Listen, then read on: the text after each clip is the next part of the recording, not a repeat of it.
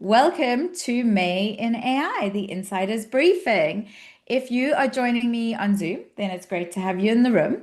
And if you've got questions, please drop them in the chat wherever you are, and we'll get to them hopefully.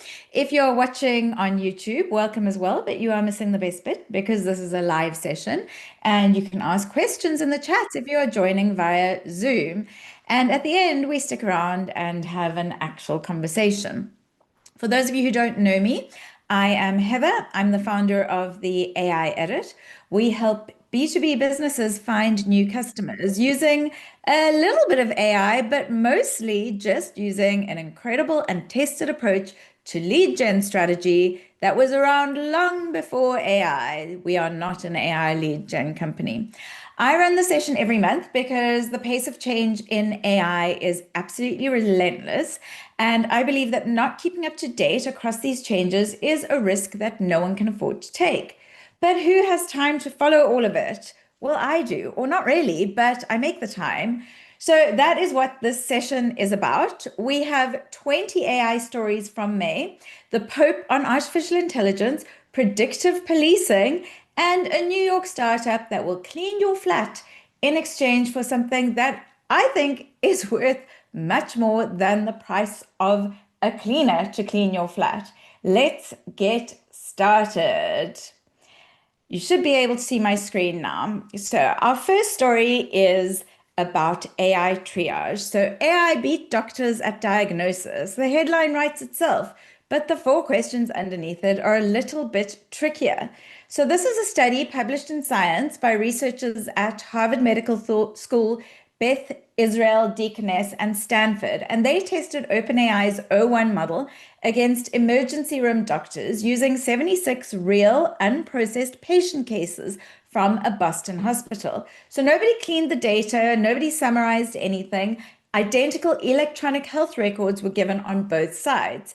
And at triage, where the least information is available and where the decisions are the most time pressured, the AI was accurate or near accurate in 67% of cases. The doctors managed 55%. So on long-term treatment plans, the AI scored a median 89% versus 34% for the doctors. Sounds amazing, but there are a couple of questions, actually 4 questions that would need to be asked about this. The first is what the AI didn't see. So this model worked from text alone, and anybody who's ever been to a doctor knows that the exchange with your doctor is not done via text. Real medicine involves images, sounds, body language, the way the patient holds themselves when they walk in, who accompanies them to the appointment. The study's authors are very explicit about this. The result is striking, but it is bounded. The second is the ethical one. If a model is meaningfully better at diagnosis than the human in front of you, what is the ethical case for not using AI? At what point does not using AI become the malpractice rather than using AI? The third is liability. One of the authors said it directly. There is no formal framework for what happens when AI is more accurate than the doctor. A doctor who follows AI advice and gets it wrong, are they liable? A doctor who ignores correct AI advice and gets it wrong might also be liable. We don't know.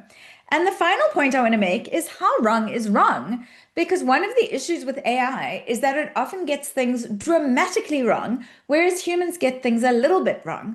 So how wrong is wrong in this situation, and how big a risk are we talking about? We don't know, because all we see are numbers, 55% versus 67%, and we think AI should be doing this instead of humans. Not so fast. One of the most cited papers proving that ChatGPT helps students learn has now been retracted. This paper was viewed nearly 500,000 times. It was cited in policy arguments, and it was used to justify spending on ChatGPT in educational contexts. And none of that stuff can be undone.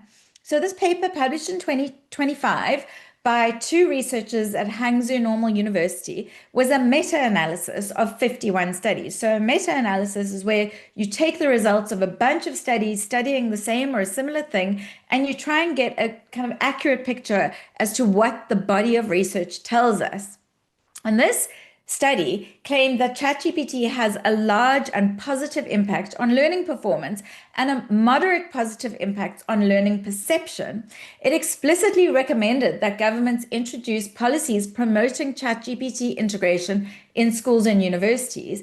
Educators, policymakers, and edtech companies took the study, and by the time it was pulled, it had 492,000 views, 270 citations, and an altmetric score above 1,000. Altmetric is like a way of working out how well research has done on the web, how far it's propagated the web. So the retraction notice here from Nature is short. This is the whole thing, actually. The editor basically identified discrepancies in the meta-analysis that undermined confidence in the analysis and the conclusions. And the authors did not respond to correspondence about the retraction. So a bunch of things matter here. First, the damage is done. Curricula were redesigned, procurement decisions were made, funding flowed, press cycles ran, and now a retraction notice doesn't reverse any of that. Second, AI research is moving faster than peer review can keep up with. The volume of research is enormous, the pressure to publish is huge, and the systems meant to catch errors may not be coping under the weight of that. And third, this is the bit that matters if you're a leader making decisions about AI. A huge proportion of the statistics circulating about AI need to be double checked. They might be hallucinated, misquoted, lifted from press releases, or built on research that nobody has thoroughly read. So if you're making decisions about AI in your business based on a stat, it is definitely worth finding the primary source. Read it, check the date, check the sample size, check who funded it. 3 million ChatGPT users a week are showing signs of mental health crisis or emotional reliance on the chatbot. And OpenAI has launched a feature that warns their friends, but it hasn't launched one that asks why they are emotionally reliant on the chatbot in the first place. So this feature is called Trusted Contact.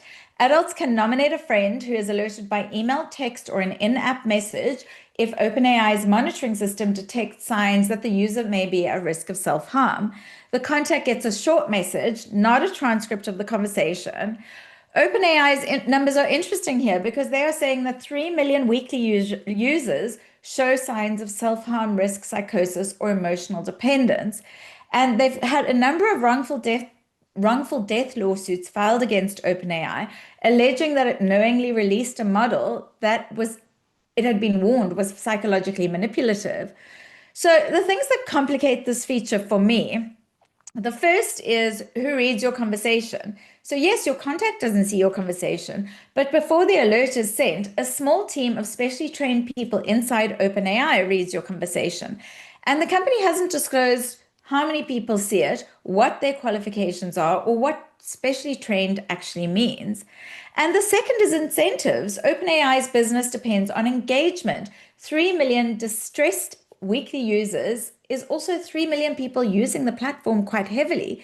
So the product change is kind of a safety net under the trapeze, not really a question about why the trapeze is there in the first place. Over to Anthropic. Anthropic said its new Mythos model was too dangerous to release publicly for finding security flaws in code. And the maintainer of Curl tested it, and all he found was one low severity bug. And as someone who spent a long time doing PR, I think I know what too dangerous to release actually means. So if you remember from April's briefing, Mythos launched in April with the claim that it was dangerously good at finding security flaws.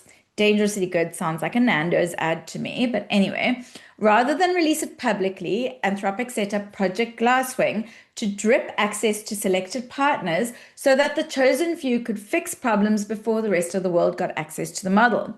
Now, this guy, Daniel Steinberg, I hope I'm pronouncing it correctly, he's a lead developer of Curl, which is a tool that runs in every single smartphone, car, TV, and game console on Earth.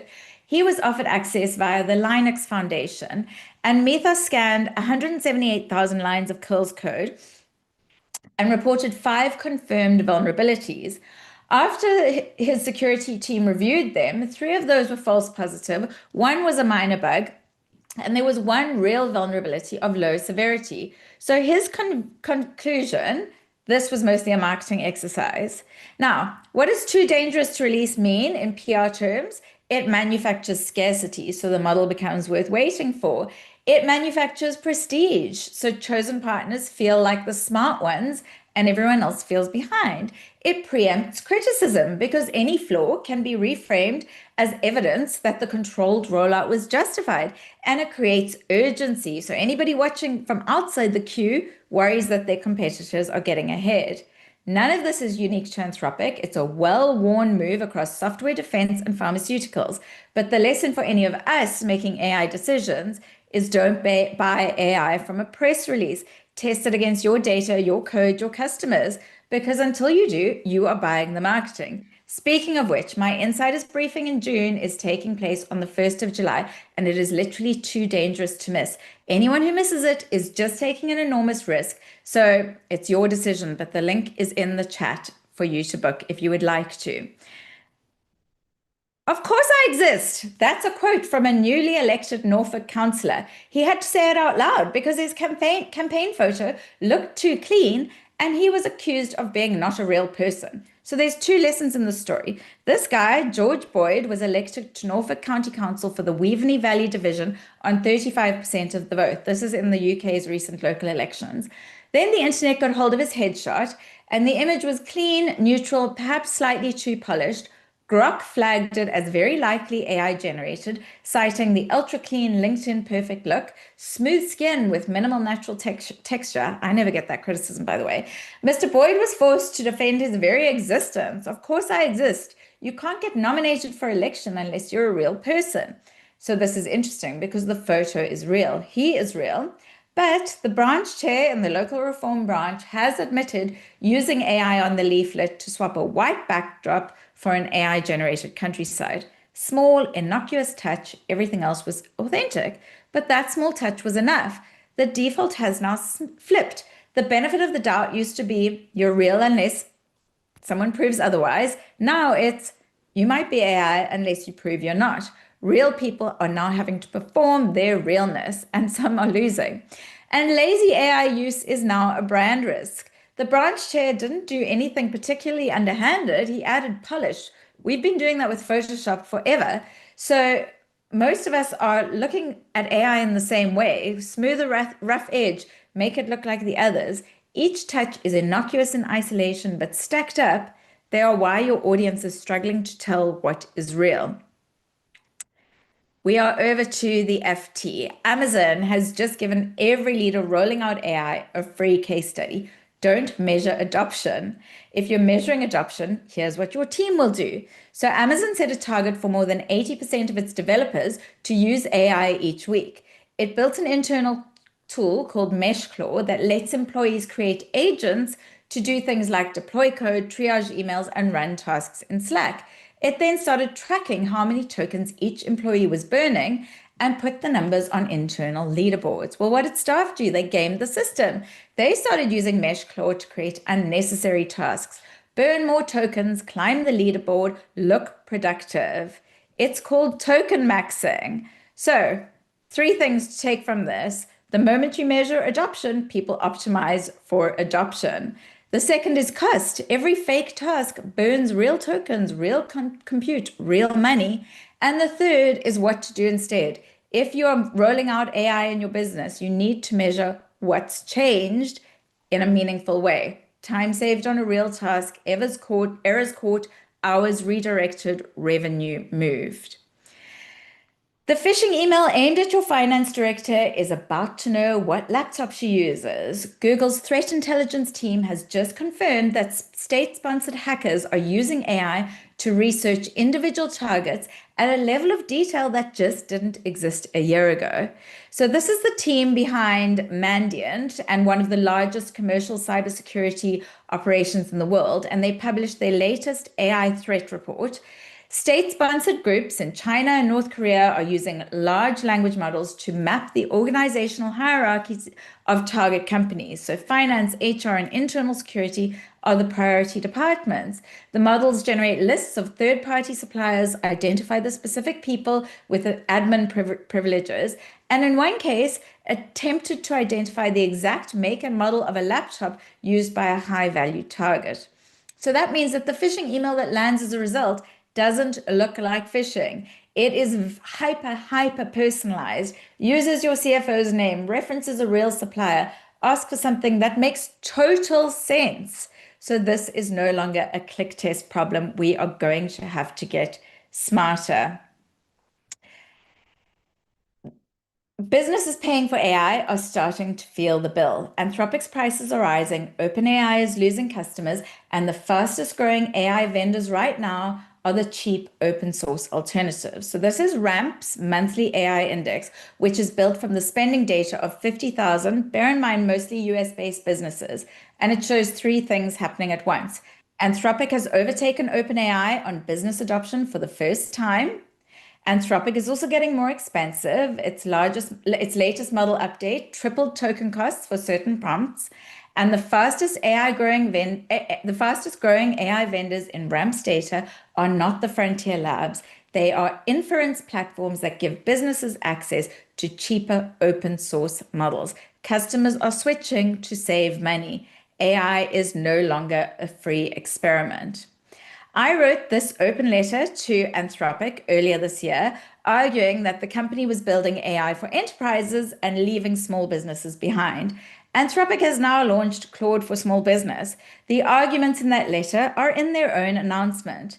So the product is just a toggle inside Claude Cowork that connects to a lot of the tools that small businesses use: QuickBooks, PayPal, HubSpot, Canva, DocuSign, Google Workspace, etc. It ships with 15 ready-to-run workflows for things like payroll planning and invoice chasing. And you don't have to pay for this. It is part of your Claude Pro account. So I guess you do have to pay for it, which is about $20 a month. Alongside the product, Anthropic has built a free training program with PayPal and is touring 10 US cities for free half-day workshops. So this is good that they're acknowledging the gap, but there are two caveats. One, US only. The tour of the partnerships, the accelerator, all American. And two, templates are not enablement. Enterprises get applied AI engineers, dedicated account teams. Small businesses get connectors and workflows. The gap might have narrowed a teeny bit, but it is not closed. That said, kudos to Anthropic. SpaceX has officially filed for the biggest IPO in history. It's all happening on the 12th of June. The prospectus contains some of the most extraordinary claims and terms ever offered to public market investors. This is a dream-selling masterclass worth studying. So SpaceX will list on the NASDAQ with Goldman Sachs leading the offering. The float is expected in June, timed for Musk's 55th birthday and planetary alignment. The company plans to raise roughly $75 billion at a $1.75 trillion valuation. It calls the addressable market $28.5 trillion. It calls it the biggest in human history. Musk has proposed a $1 trillion pay package. One part of that is tied to establishing a 1 million strong human colony on Mars.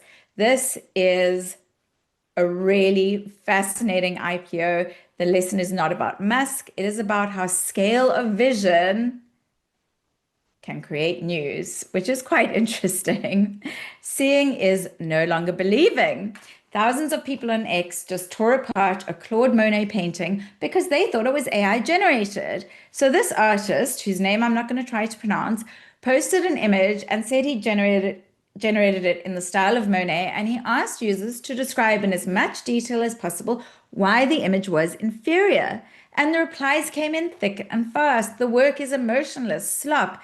Critics dissected the depth, the reflections, the composition. They were certain, they were detailed, but they were wrong because this is a real Monet from his Water Lilies collection painted in 1915. So, two things worth noting.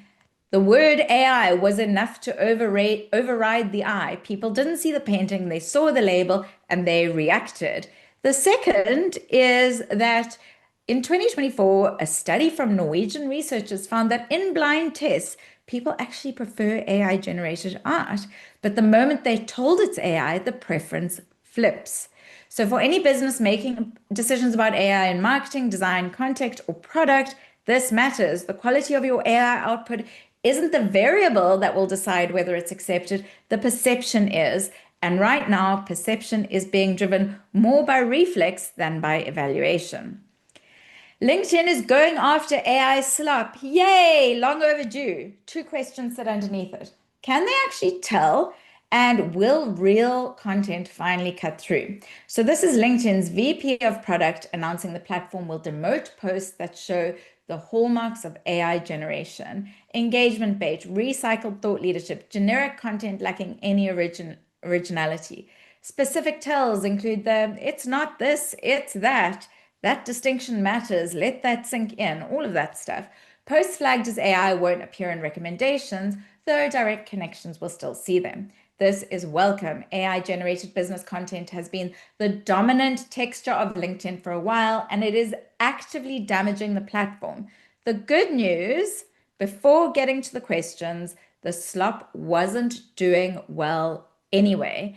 Engagement on templated AI posts has been declining for months anyway. Humans had already filtered that out, but LinkedIn is now formalizing that. So hopefully we will see the end of slop. Questions. How can LinkedIn tell? It's not going to share its decision criteria, so we don't know.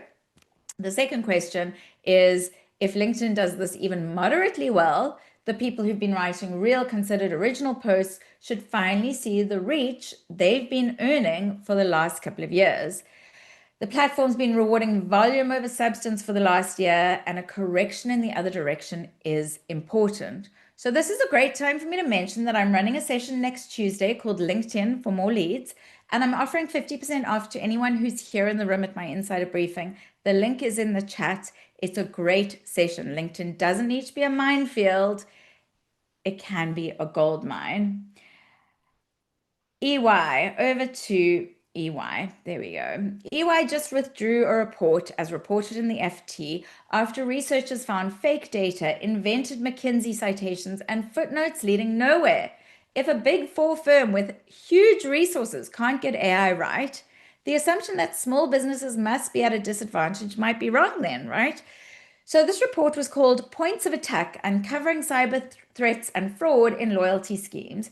It was used by EY Canada to market its cybersecurity business, and researchers at GPT-0 found that it referenced a McKinsey report that doesn't exist, contained more than half a dozen footnotes pointing to non-existent web pages, and managed to size the loyalty market at 200 billion, but also unclaimed loyalty points also at $200 billion. So the report has been pulled, and EY says it is reviewing the circumstances. This is not an isolated incident. Pretty much every insider briefing has one of these. These firms are making serious money selling AI services. EY reported AI-related revenue up 30% in a year. It has 15,000 staff working on client AI projects.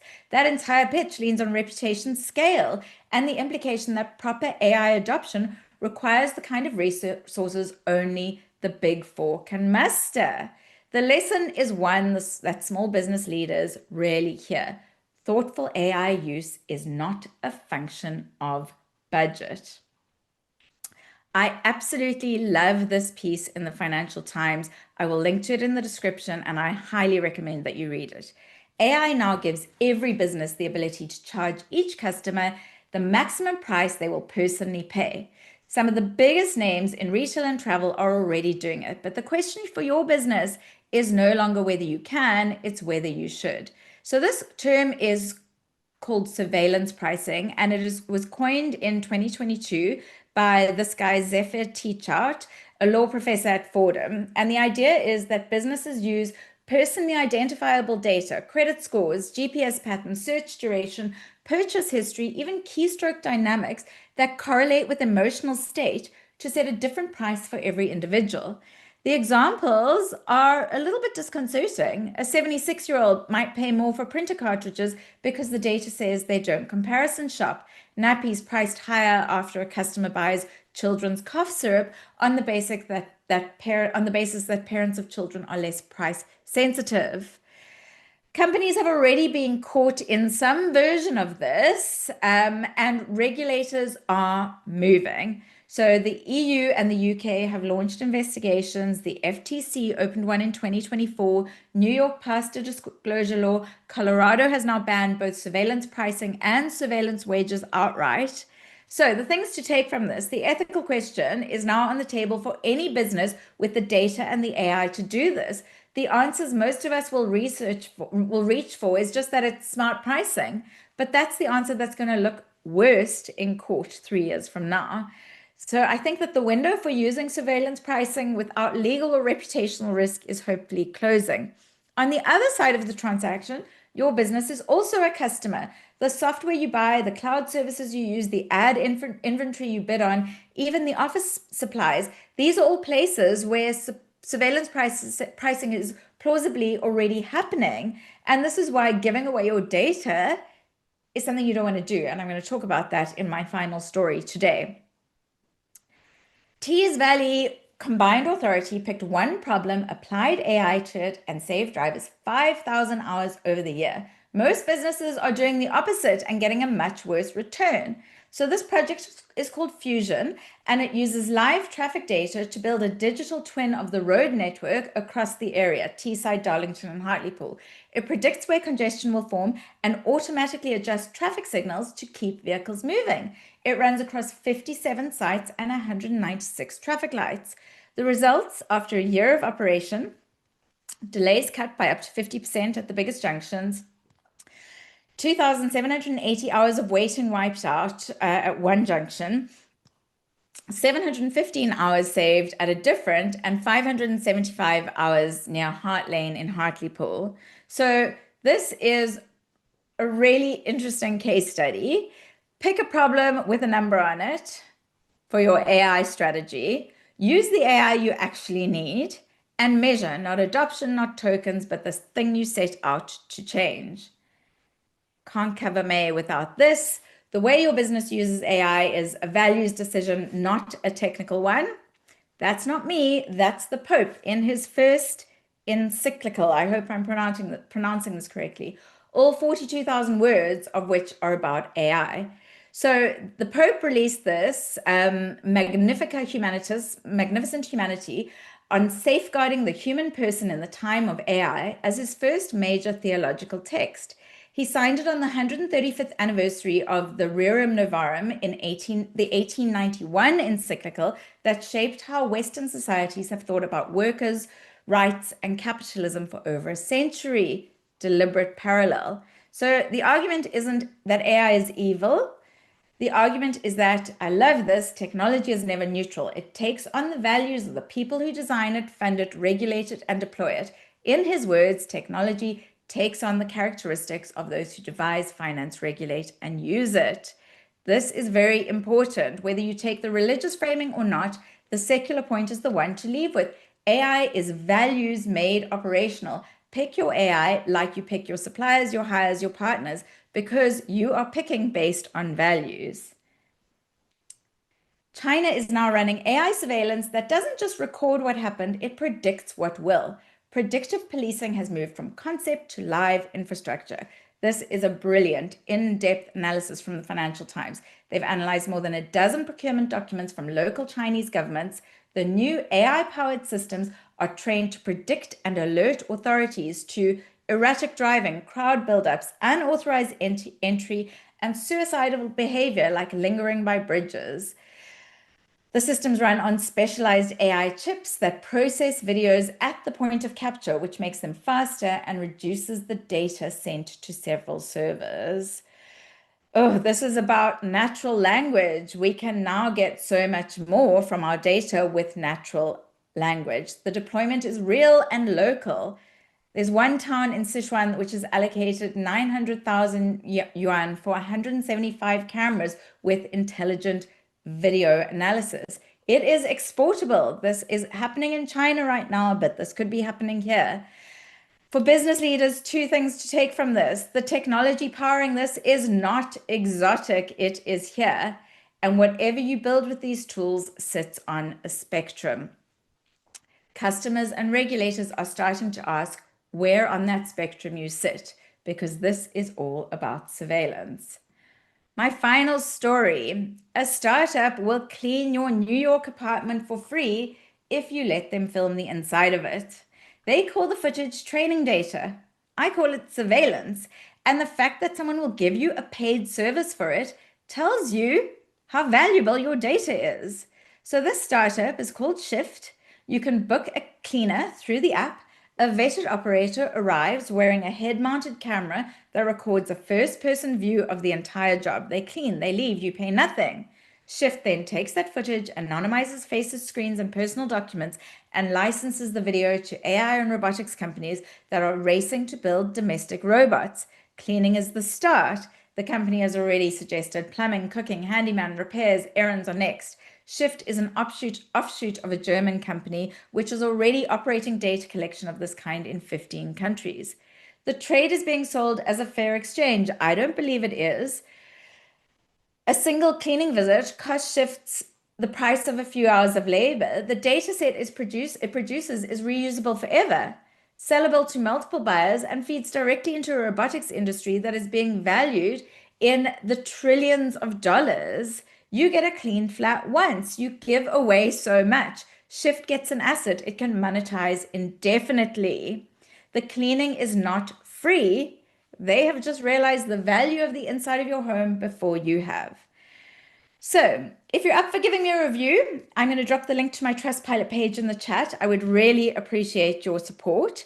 June's Insider Briefing is on the 1st of July. It's free. You can book via the aiedit.ai. And this session is part of what I do at the AI Edit, helping leaders stay sharp on AI without it becoming a second job.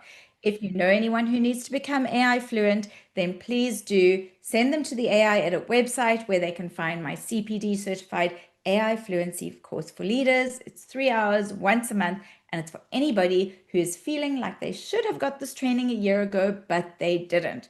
That is it for May and AI. Thank you for joining. I will see you in the chat for questions or back here on the 1st of July for June's Insider Briefing. And so thank you very much. Right, we have got, oh, the recording stopped. Okay, so Robin, don't forget the Premier Small Business Technology Consulting offer. Okay, we're changing our algorithm to downrank content that doesn't perform with real humans. Yeah. Minority Report, the rise of surveillance pricing. Yeah, we've got that. Data for thieves as a service. Absolutely. Thank you very much. Excellent briefing again. Thank you. Thanks, Chris. Thanks, Ona. Thanks, Phil. Thanks, Edward. Thanks, Robin. Thanks, everybody. Lovely to have you all in the room here. And I hope to see you next month.